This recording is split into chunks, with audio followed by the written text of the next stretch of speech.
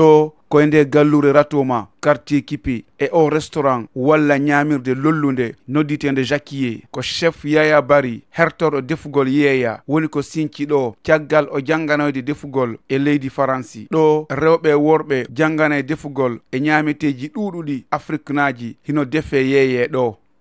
C'est pas parce que hare mo janganali defugol wawata defugol mais a watta woni no duwirani a wawata respectude hara étape ɗiɗi no suivirano parce que defugol ngol kay no mari étape ɗi kono no yimɓe ɓen defirta noon ka suudu eno defirte noon ka restaurant ga na gotum haysi woni wonay gotum kono haray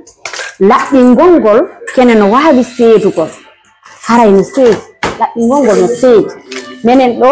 minen defude déjà hara meɗen huuli wata goɗɗo innu men ɗum ɗo waɗaki meɗen huuli wata goɗɗo ñaamu heɓa probléme haray ɗum ɗo fof min wattanay illa e muɗum. worɓe ɗuɗuɓe kadi yii nafoore gandal yewtingal e defugol.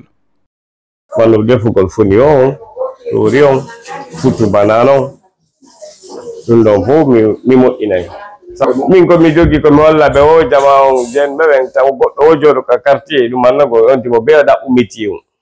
métier on ko kum fandi o ɗum moƴƴani mo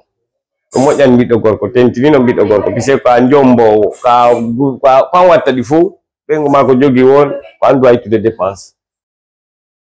Hoorejo nde janginirde e o restaurant hino artude caɗele ɗe woni fottude.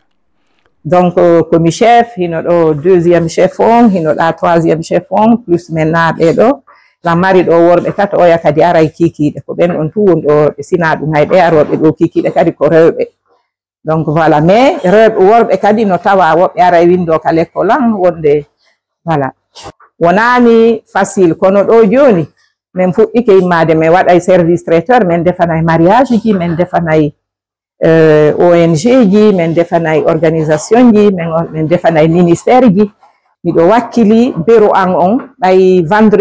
vendredi kala min e restaurant ji goo na min tu min waɗay ko ɓenta Friday foniu donc petit Damba initie ɗum donc tous les vendredis min mi waɗay ɗo entrée plat et dessert ara ko foññe